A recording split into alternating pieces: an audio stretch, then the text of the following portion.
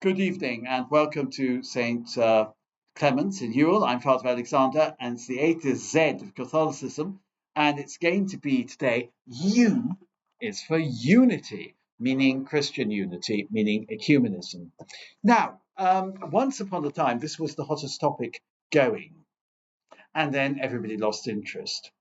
It became the hottest topic going from about 1970 onwards. And it stopped being a very hot topic from about 1995 onwards. I'll explain why. One of the things is Jesus himself, first of all,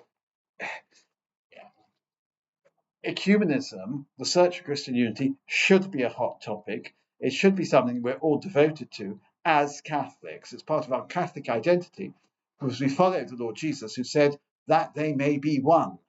Ut unum sent, that they may be one. He wanted his followers to be united. He did not want his followers to be divided.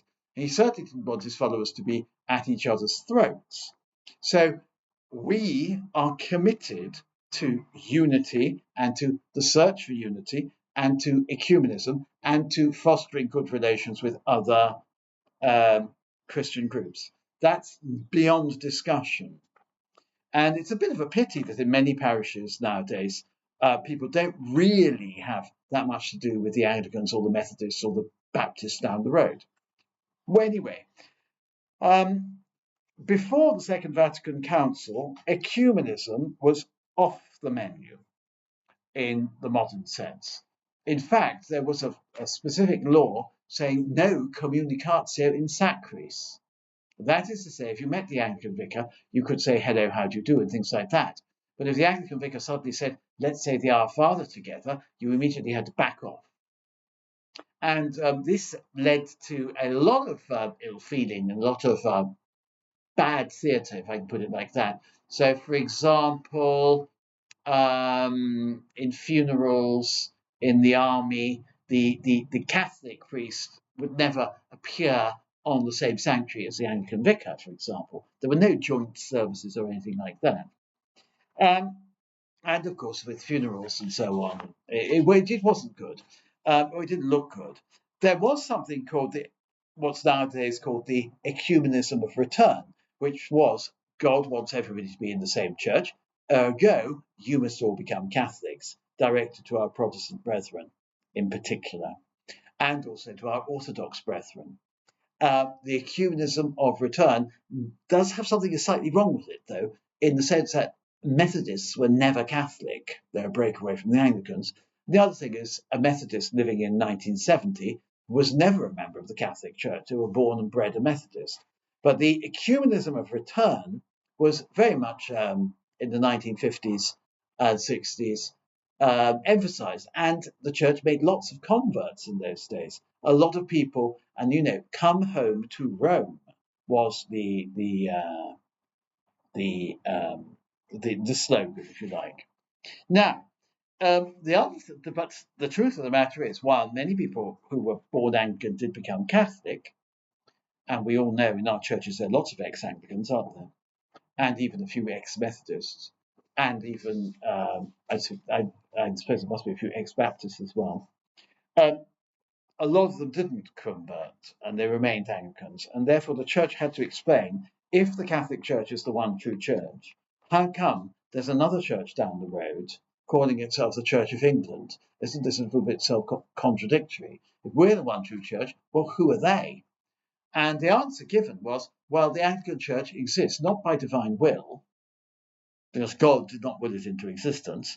It was brought about by Act of Parliament and the will of Henry VIII and the will of Elizabeth I and so on, and historical things working. But the Anglican Church exists by divine providence. In other words, the fact that it is there is a sign that God in some way wants it to be there. He hasn't sort of struck it with a thunderbolt. Therefore, it's not that he approves of it, but he's allowed it to happen. And the other thing was, well, who are these Anglicans, or who are these Baptists, or who are these Quakers, or whatever? What are they teaching? Well, the answer given was, they are right in what they affirm. but they are wrong in what they deny. So the Anglicans would say there is only one God, there are three persons in one God. Well, they're completely right about that. God is love. They're completely right about that. But they're wrong in what they deny. So they deny the doctrine of purgatory. They're wrong. They deny the supremacy of the Holy See. They're wrong. They deny other things, I suppose. But those would be the two major ones. They're wrong. They deny the real presence of the Eucharist, most of them. They're wrong. And of course, they deny that their orders are invalid. So they're wrong, because the Catholic Church teaches that the Anglican orders were invalid because at the Reformation there was a rupture. And this is the essential teaching of the Catholic Church, that the Anglican Church was not a successor church to the Catholic Church.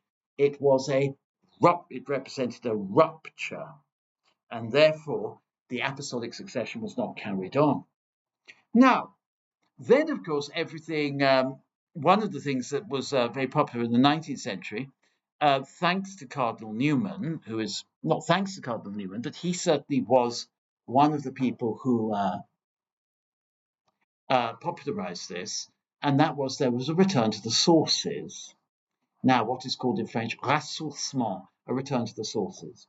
Now, that meant people began in England to study the fathers of the church. And of course, many Anglicans studied, let's say, St. Augustine, and they said, oh, the teaching of St. Augustine is wonderful. It's pure Anglicanism. You know, St. Augustine was an Anglican, and we're Anglicans, and we're in communion with St. Augustine. But of course, Newman looked at the fathers of the church, and he said, to steep yourself in history is to cease to be Protestant. In other words, when you looked at the fathers of the church, you saw that they were Catholic, and this Protestant idea that the primitive church was essentially like the Protestant church is simply not true. So there was a return to the study of history, which was a much better thing than what was the usual sort of thing, which was polemics. Now, these polemics started off, there used to be, a special branch of Catholic theology called polemics, which was to produce pamphlets and leaflets to persuade people of the truth of Catholicism and the untruth of Protestantism. The Catholic Truth Society started off like that. Now, many of these polemics are really great. So, for example, there's a polemic called the Decem Rationes, the 10 Reasons of St. Edward Campion, which is a brilliant work, which was produced on a secret press by Edward Campion in England and circulated. And it was known as Campion's Brag. That was its popular title. It's well worth reading. And it's one of the things it says is, why, O Queen Elizabeth, do you want to persecute me when I believe what your grandfather, Henry VII, believed? Which is perfectly true. Henry VII was a devout Catholic, and therefore Elizabeth I, you would put your own grandfather in jail, would you? And things like that. And it was, and Campion's Brag did make a lot of people reconcile themselves to Rome. But these polemics over the years, there was also Bishop Challoner and other people like that. These polemics did actually degenerate sometimes into name calling, and also into mudslinging. So, for example, though the mud sung at the Catholic Church was, there was quite a lot of popular novels about what horrible things that went on in convents and horrible things that went on in monasteries. There was this man called Lewis who wrote The Monk, which was a sort of a Gothic novel about the horrors of the Inquisition and so on and so forth. There was the Black Legend. Therefore, the Catholics, they are against democracy and parliamentary government. All they want to do is torture other people into Catholicism. So the greatest exponent of the Black Legend is Edgar Allan Poe. If you've ever read that work of genius, The Pit and the Pendulum. So if Catholicism takes over in England, that's what's going to happen to you. it's a bit of Gothic horror. It's got no religious significance at all, but it does show you what they were sort of talking about. And this other man, Monk Lewis, and so on. And of course, the usual charges: the Catholics don't know the Bible, which is true. It still is. But the other charge was the Catholics don't know the Bible because their priests forbid them to read the Bible, which is not true. And the Catholics don't know the Bible because they only have Bibles in Latin, and that's to stop them reading it. Untrue. The first English Bible was actually produced by Catholics. The Dowie Bible predates the King James Bible. There was a Coverdale Bible before that, and so on, I suppose. So that was, there was a lot of mudslinging, more heat than light, but that gradually faded away. Although it's still there to some extent, there is prejudice on both sides. There are Catholics who are prejudiced against Protestants and Protestants who are prejudiced against Catholics, particularly in places like Northern Ireland, Liverpool and Glasgow. But it's pretty old-fashioned, that sort of thing. Far worse, of course, is the complete indifference of everybody to religion. Now, then came along in 1964 Redintegratio Unitatis, which was in this book. It's in this book. It's one of the decrees of the Second Vatican Council. When the Second Vatican Council was convened, one of the very first of its documents was this document on ecumenism from 1964, I think. And Unitatis Redintegratio, 21st November 1964. I just gave a little bit of a read before I spoke to you today. It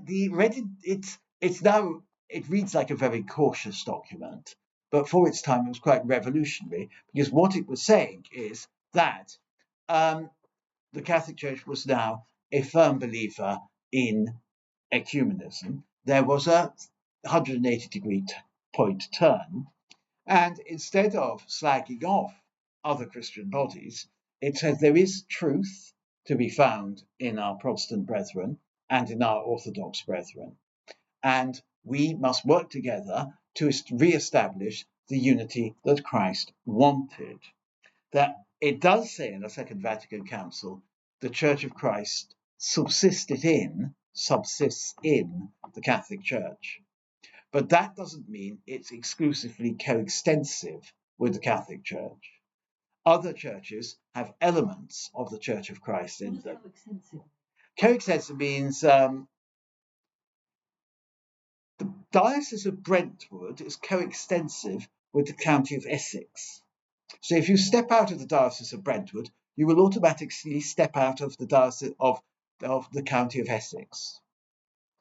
It means, but if you say, so some people understood subsisted in to mean the Catholic Church of Christ subsists in the Catholic Church. So the moment you leave the Catholic Church or step out of the Catholic Church, you leave the Church of Christ.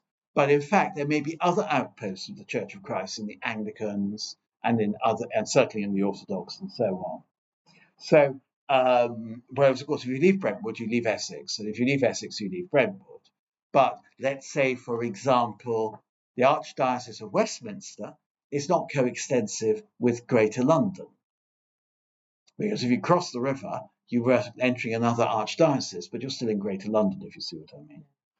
It doesn't cover the exact same territory. So the Catholic Church is the Church of Christ, but there are other churches which have the Church of Christ in them to some extent, although it may be somewhat curtailed in a certain way. Now, of course, it left it vague, and many of the Anglicans thought, they mean us. We are the Church of Christ too. And therefore, this is, and then Paul VI did say to Archbishop Ramsay, our beloved daughter, the Anglican Church. That was the high point of ecumenism.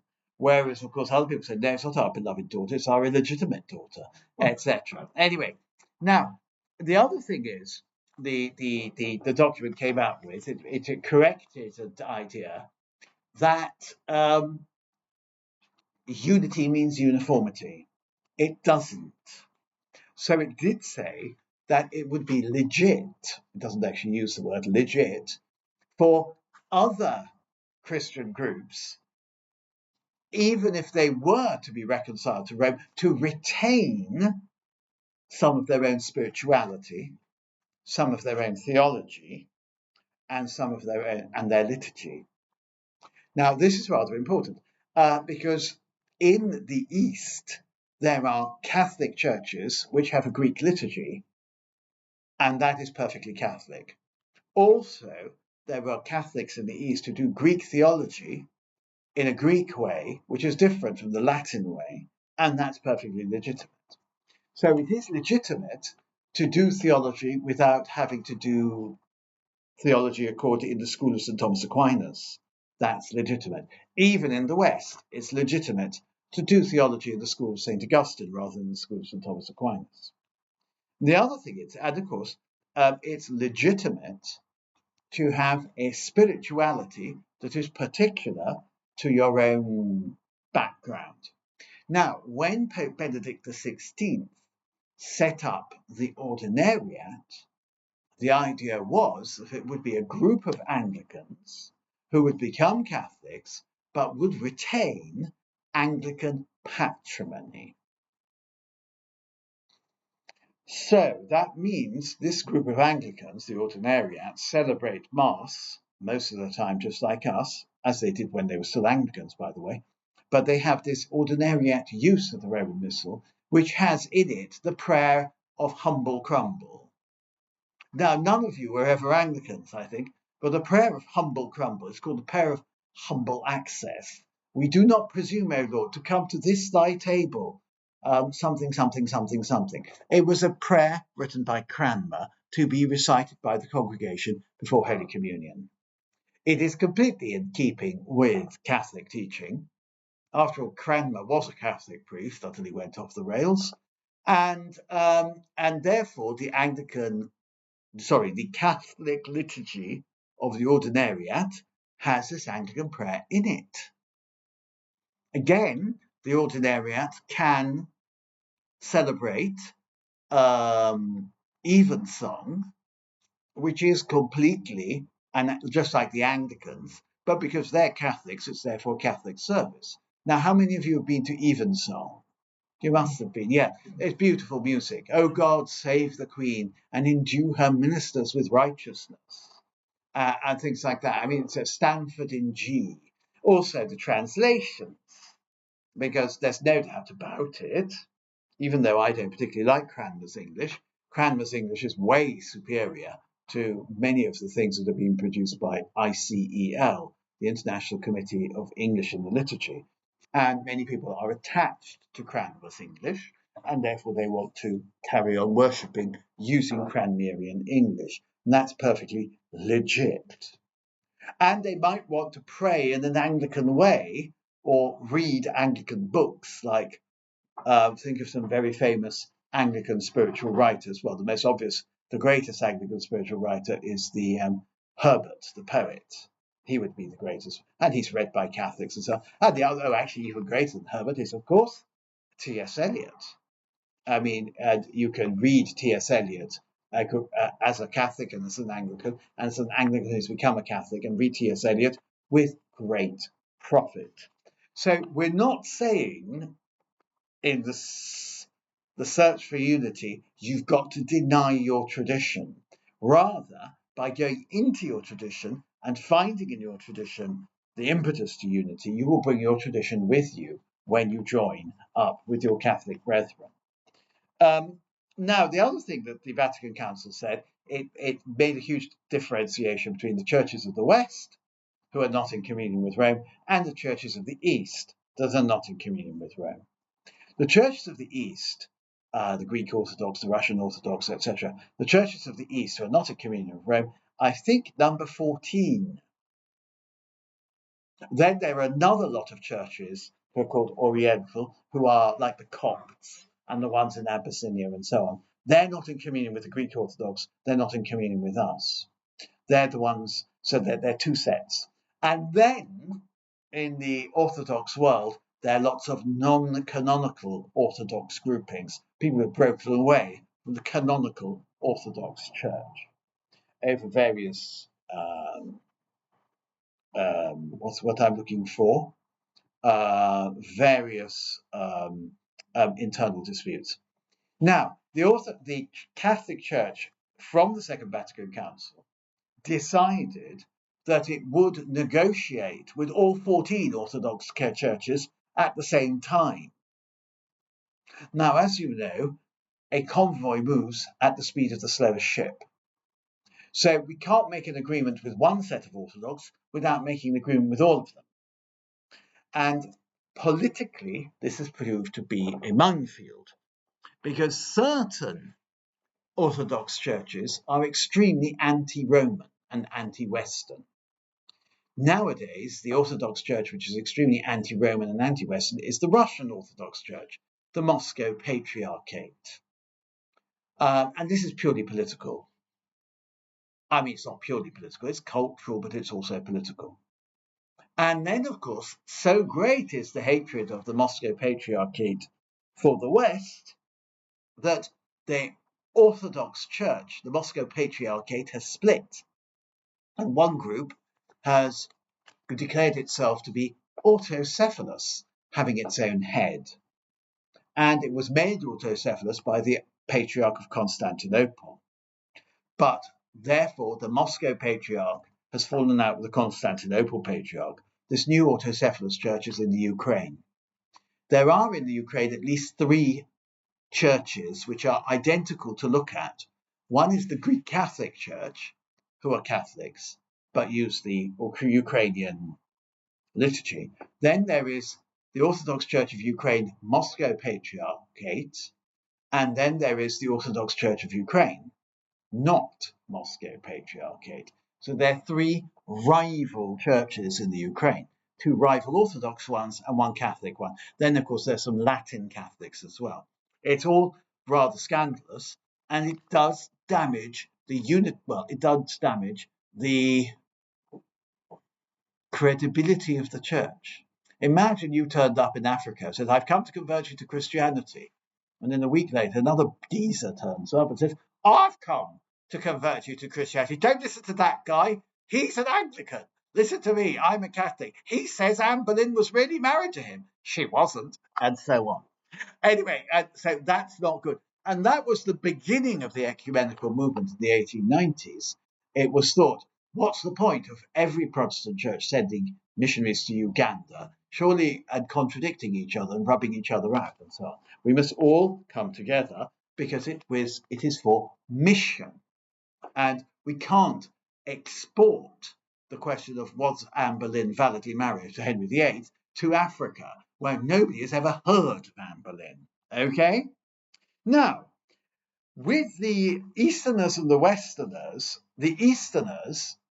have real priests, and they have real bishops and real archbishops, and they hold doctrines which they identify as orthodox, and we recognize as orthodox. They are not heretics. They are schismatics. A schismatic is somebody who has split themselves off, but has not fallen into heresy. And that's rather important. So we don't have very much. There are a few doctrinal differences between us and the Russian Orthodoxes and the Greek Orthodox. The Catholic Church has played down these differences, and it has to be said the Russians have played them up, but they're not particularly important.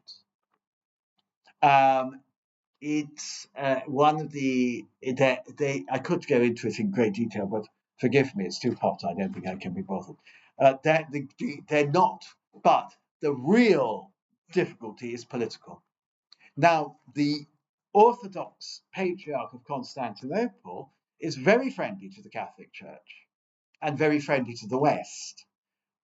The reason for this is because there are virtually no Orthodox Christians in Turkey, its historical home, Constantinople, and the survival of the Orthodox Patriarchate depends on the friendship of the West, because the Turks are never going to root it out as long as the West is there looking, I would say. Again, the Egyptian Orthodox and the Syrian Orthodox are very friendly to the Catholics and to the West in general because they've got no money and they are politically and religiously persecuted, and therefore they look to the West for support and friendship. The Russians are completely opposite. The Russians think that the West is absolutely appalling and to be resisted at every turn. So the Russians are totally unfriendly to the West. However, having said that, the people who are unfriendly to the West and the Russia are the hierarchs, the archbishops and bishops. The ordinary people, maybe they're very prejudiced against the West, but most of the clergy would not be. The ordinary clergy, who are well informed and this, that, and the other. Okay, now the other thing is, what about the Western Church? Well, in the Western churches, the Anglicans had special position because they were the most Catholic looking of all the Reformed churches. And therefore, it was thought if anybody was going to get together, it would be the Anglicans and the Catholics.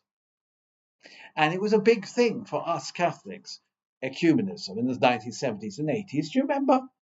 Because we were just a small amount of Catholics living in a predominantly Anglican country.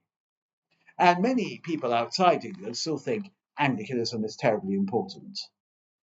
It is in places like Nigeria, and places like Uganda, and even in Kenya. But then everything went wrong. And what went wrong was what put the kibosh on the whole of ecumenism was the ordination of women.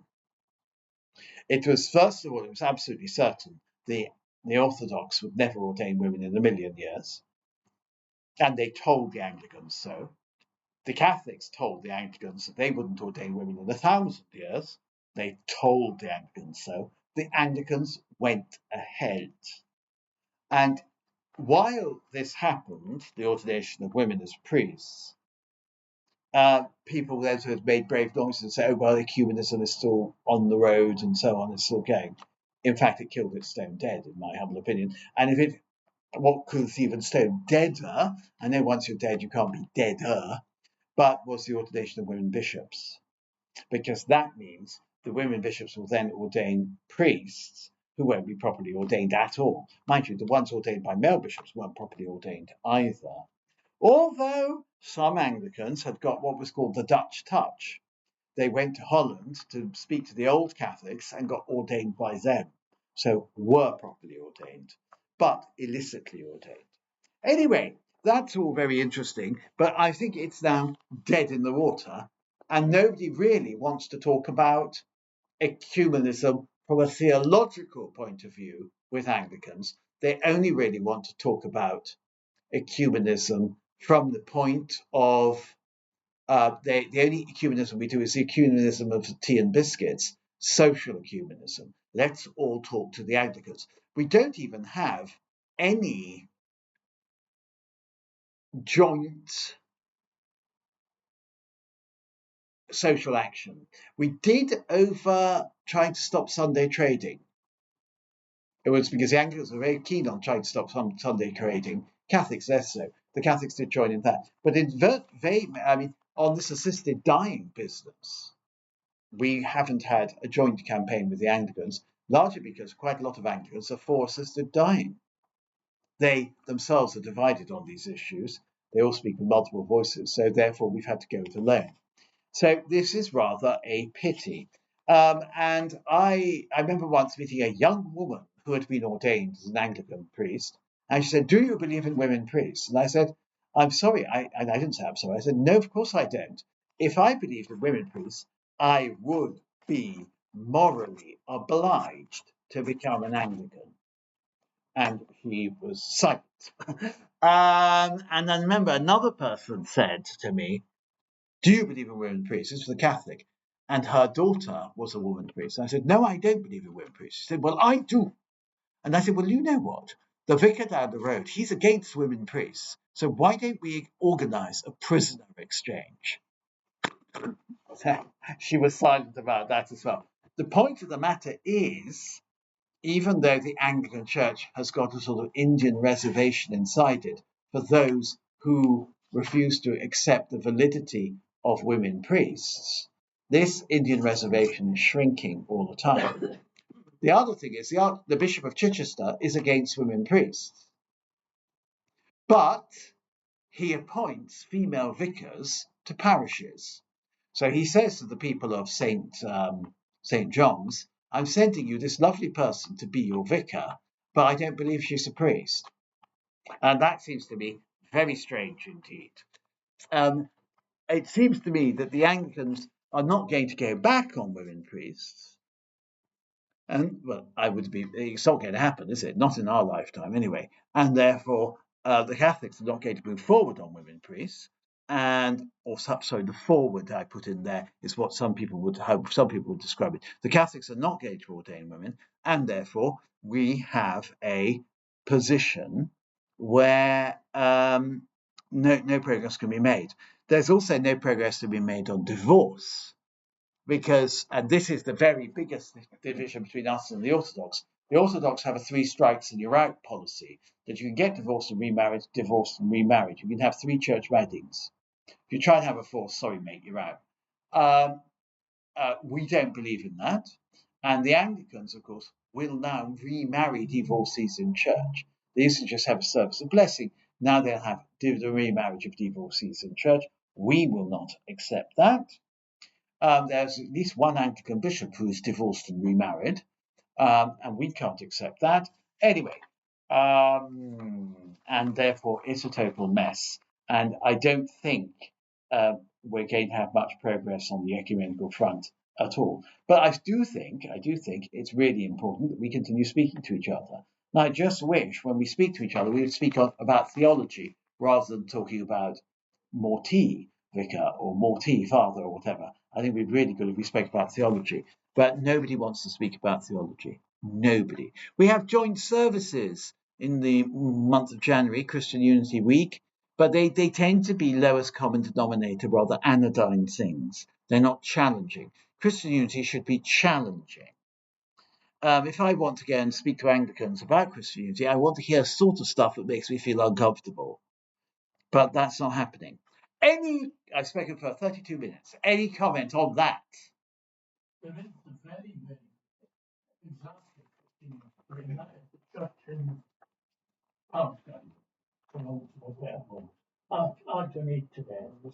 Sorry, the one where? Palestine. In the former British mandated territory. We're talking about BMP. The Christians in the Holy Land. Yeah, the Christians of the Holy Land. They communicate with each other. Yes, they do. They distribute food with each other. Yeah, they do. They just deal with good things. Yeah, they are a fine example to us all. I was talking to a Swedish lady vicar when I was in Jerusalem, and they all know each other. They all cooperate with each other. In Jerusalem, there are numerous. I think is it something? Are there 32 bishops in Jerusalem? I don't know. There's a huge amount, and they do all cooperate and have all these various ceremonies. There's Lutherans, there's Anglicans, there's all the Orthodoxies. They're all doing good. Yeah, they're all doing good. One of the things is, of course, there are very few Christians in Jerusalem.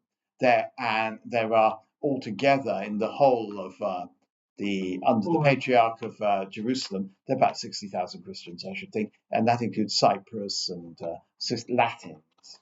But there are lots and lots and lots of bishops and so on and so forth. And yes, they're not working against each other; they're working with each other, which is really good. One of the reasons is the Middle East. This is very much the case in the Middle East, where Christianity is under existential threat. Then the Christians finally have worked together, and that's good. But I mean, Christianity is under existential threat in Britain, and you don't really get the impression that Christians are working together. No, I was just going to say that I suppose it's how you. Well, you sort of answered what I was going to ask actually, which is that unity. You can see it as 2 ways. You can see it as a subsuming thing. Yes. So we're all one big blob, as it were, which is obviously under the auspices of the Catholic Church. Yes. But also just taking the sort of spirituality and the liturgy out of it, that actually you can work, because I think once you know people, So if you work with them not in a tea and biscuit way, but if you're doing good within the community, working together, etc., then you get to know people. Then the next step is to have those conversations. Yeah. But bearing in mind though that obviously there's going to be no meeting of minds on certain subjects. Yeah. But there might be meeting of minds on other subjects, which would be surprising. Yeah. Yes, that could have. So, but we've been stuck at this stage of let's get to know each other on a social level for rather a long time now. Well, I think it's much better. We should be getting to know each other as opposed to in places like Northern Ireland, where presumably they don't bother. No. I think that it's yeah. What about the new Pope? Is anything going to come from him? In terms of the disputable, women priests, divorce. No, nothing's going to change.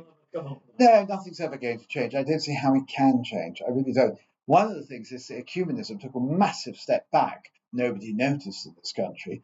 The Copts in Egypt, who are very pro-Catholic because they don't have the bee in the bonnet that the Russians have, and they don't have their bee in the bonnet that the Greeks have. Some of the Greeks, many of the Greeks are very anti-Catholic, and anti-Italian and anti-Roman. The Copts are not. Most Arabs look upon Italy as paradise because they see in Italy what an Arab country would be like if it was properly run. Is Italy properly run? Louis, is Italy properly run? Yes, it is. Yes. Italy. Yeah. Name the first 1,000 prime ministers since the war. Yeah. Well, I mean, at least you got a prime minister. Yeah. It's perfect. Yeah. Great civil service. Yes. You have to just ignore the politics. Yes, that's true. Now, but for the Egyptians, the Coptic Pope broke off ecumenical relations with the Catholic Church when the Dicastery for the Doctrine of Faith published this document called Fiducia Supplicans, which seemed to be endorsing gay blessings, but was then clarified as saying, oh no, it's not endorsing gay blessings. By that time, it was already too late. The Copts had broken off an ecumenical dialogue that had been going on for decades. So the Copts will now no longer speak to us. Do you think that the lack of or the falling attendance within Anglican churches, which is quite significant, as opposed to the actually increasing interest in the Catholic Church, do you think that might force the Anglican Church's hand a bit to feel that they need to be a bit more cooperative? Or it's one of the things is that what I would say is that Anglicanism is a very different creature to Catholicism. Catholicism is more monolithic, although many Anglicans point out it's not particularly monolithic, but compared to Anglicanism, it's very monolithic in the sense that you can say the Catholic Church teaches X.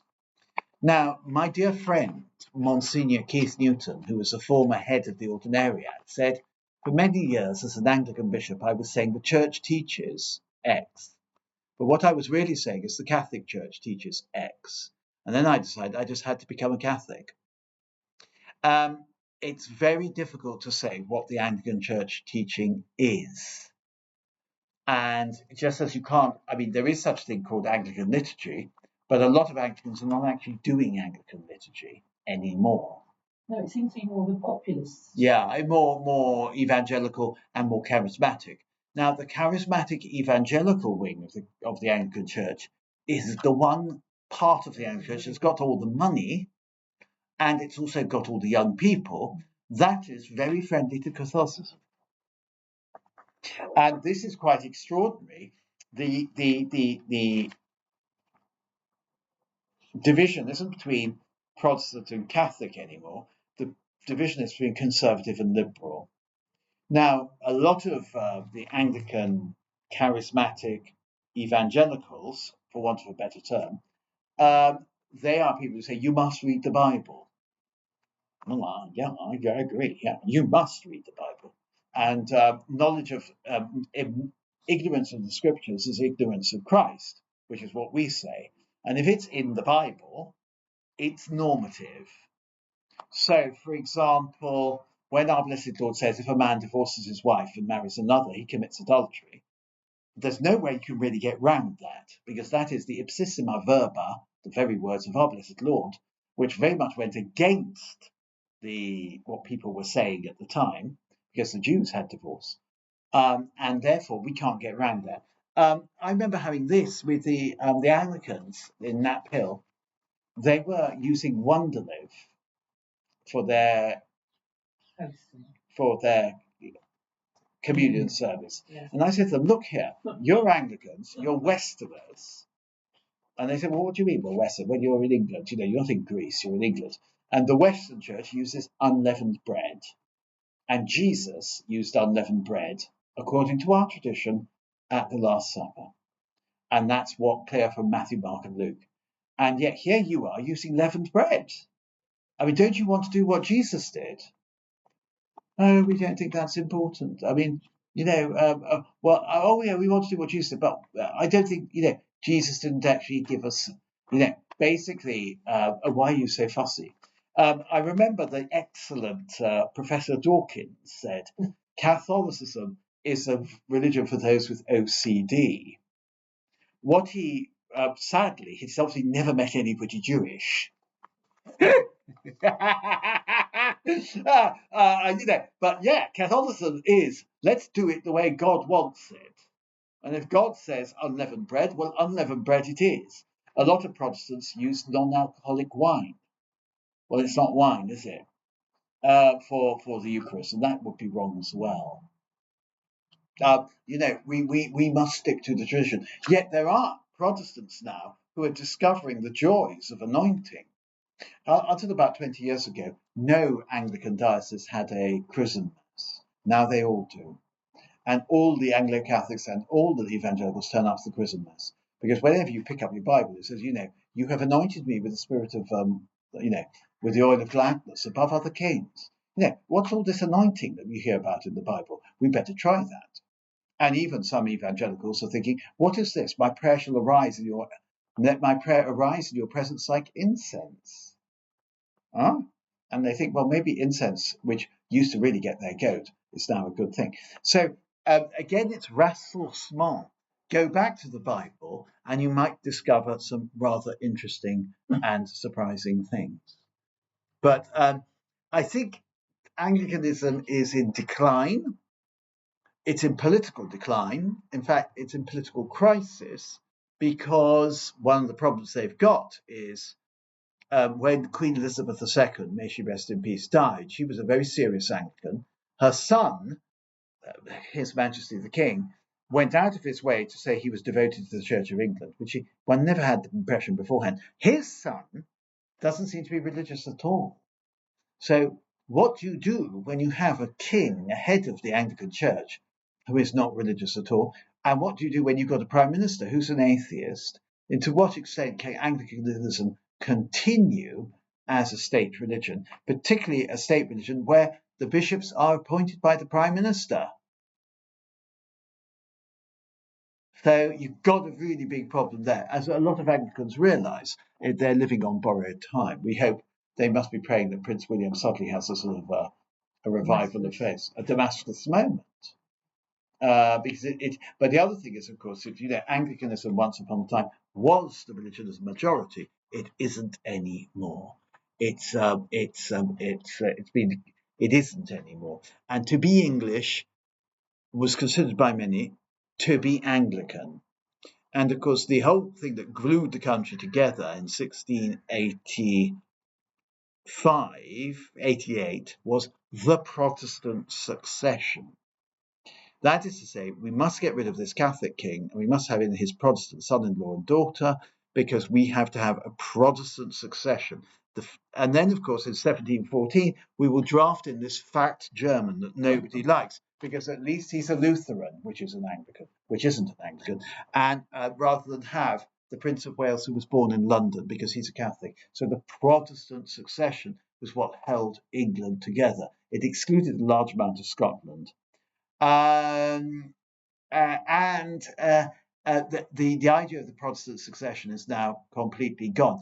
Elizabeth II, I've been told, she really couldn't understand why any English person wanted to be a Catholic when they could be an Anglican. And she didn't like it. She did not like Catholics. They made a huge thing about when she went to Westminster Cathedral for Vespers, and it was the first time she'd been in the Catholic Church. Completely wrong. She'd been to King Baudouin's funeral. She'd been to a mass. But the idea that somehow or another the English monarch couldn't go into a Catholic church was ridiculous. And if the English monarch had gone into a Catholic church and knelt down and said a prayer, it would have saved us all a hell of a lot of trouble, particularly in Ireland. But they were so anti-Catholic that really did create a lot of problems. The only one who wasn't anti-Catholic was Edward VII. He was very pro-Catholic because he had lots of Catholic friends. He was the first English monarch to meet the Pope when he was Prince of Wales. Queen Victoria certainly wasn't anti-Catholic. Queen Victoria wasn't very Anglican at all. Of all the monarchs that we've had, the only one who was a fervent Anglican, as far as I can work out, is dearest Queen Anne. But most of the rest of them, and actually Queen Victoria was into things like seances and so on and so forth. She was pretty wacky. George V was, and of course Elizabeth II was a very devout Anglican. But the idea of the Anglicanism and the Protestant succession being the repository of the English identity and the British identity is gone forever. And this, of course, means this is why we have problems in our country, because what joined the country together is no longer there. The glue that held the country together is no longer there. So, and then you have to ask yourself, well, Anglicanism is meant to be the state religion. If it's not the state religion, what is it?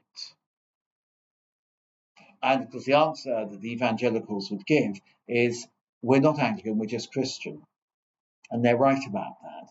And the other thing that the Anglicans will say, there is no such thing as Anglicanism.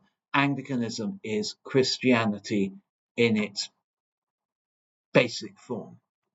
It's funny, when you meet Anglicans, they're lovely people, but you do realise how you're a million miles apart. Just the way that they go about things. And... Like what? The way they put out food for the cat? No, how?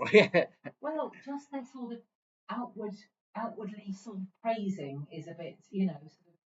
Oh, it wasn't even somebody who was evangelical.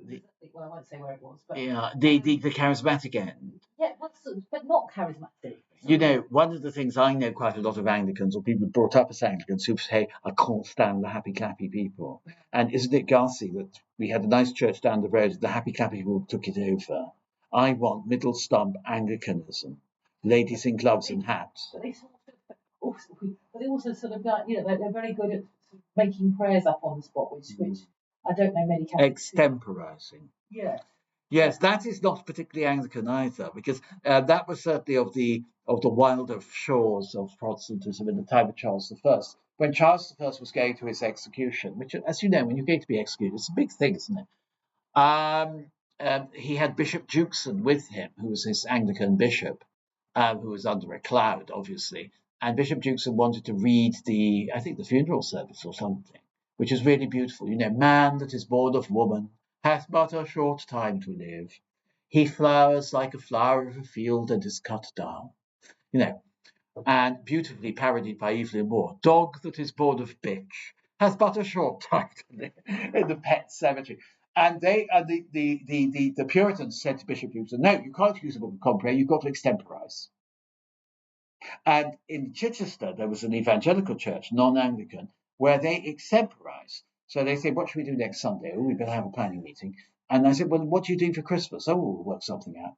I said, well, don't you just do what you did last Christmas? Oh, no, we just extemporise. Which is strange, isn't it? The way they do it is Anglicanism is religion is a bearer of culture.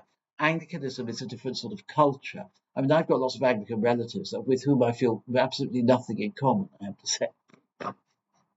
It is but you see, one of the things is with ecumenism, if you want to carry on with that, ladies wearing hats and gloves in church, which they would do in places like Trinidad and Jamaica and so on, well, Barbados, there are lots of Anglicans in Barbados, that's fine. We're not saying take that hat off or get rid of those gloves.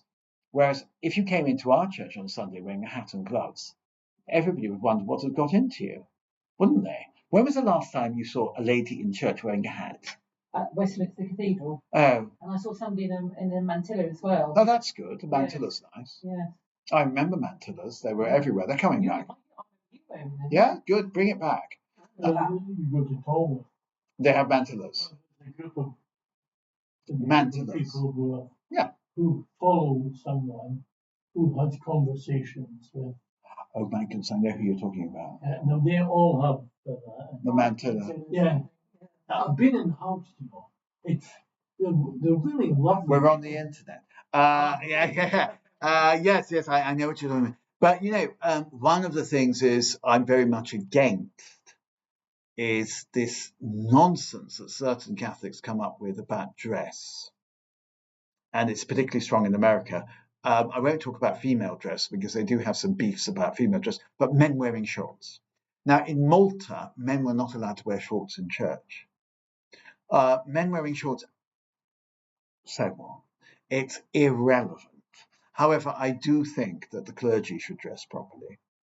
I really do. I really, really, really, really, really do think the church, the priest should look like a priest, and he should wear a cassock. And during mass or all the time? Well, no, on this day off he can wear what he likes. But things like, for example, when he goes to the cemetery to do a burial, he shouldn't wear an old raincoat with a stole over it. He should wear a cassock, a cotter, and a stole. And of course, it's wonderful to see Pope Leo wearing the mozzetta and the papal stole. No, things like that are really important because Catholicism. I remember Mary Kenny, the great journalist. She said, "Hello Magazine is Catholic because you look at it. You don't read it. You look at it." And Catholicism is the religion where you look at things. It's not we're not people of the book, we're people of the image. And if it doesn't look right, it's not great, I think. Maybe that's why we're not good in the Bible, though, because we don't read it. Well, we do read the Bible, surely. I mean, certainly. The Second Vatican Council dates from 1964 to 1968 or 9, and it'll take 100 years for the Second Vatican Council to be received. And if you were to sum up what the Second Vatican Council was about, it was about people. It was about what Cardinal Newman wanted, a laity who were able to speak about the faith in an intelligent and coherent way. And essentially, if you were to sort of, in practical terms, it meant people knowing a little bit more about their faith and a lot more about the Bible. But I just felt that when it came out, we weren't really told anything about it at all as a... Well, that was the fault of the clergy. And one of the things that I could say is this, that in certain countries, like France and Belgium, the Vatican Council didn't come as a huge surprise. Rather, there'd been a movement in France and Belgium towards a reformulation of the faith and Catholic practices for many decades, and also in the German-speaking countries, and the Vatican Council was the culmination of this movement. In England, I think it is true to say, people were a little bit more stuck in the mud, and therefore the Vatican Council took them by surprise. And they thought, oh my God, what's happening? And but also in France, it's what the Vatican Council is trying to do. But you do remember the liturgical movement. When before 1969, December 1969, you had the Holy Mass, and it was a dialogue mass, wasn't it? When the priest said, Dominus vobiscum, what did you do? Yeah, did the whole congregation say et cum spiritu tuo? Well, that was, you see, back in the day, just the server would say et cum spiritu tuo. But then they said, well, this is ridiculous. Everybody should join in. And there was but this idea of you must join in the responses was something that was happening in the 40s and 50s. But it's also still happening because in many places nobody joins in the responses. So what's the point of having the responses? I mean, the Vatican Council talks about active participation in the Mass. rather than you're just sitting there or standing there or kneeling there, saying the rosary, doing something else. You are actually joining in the Mass. Okay.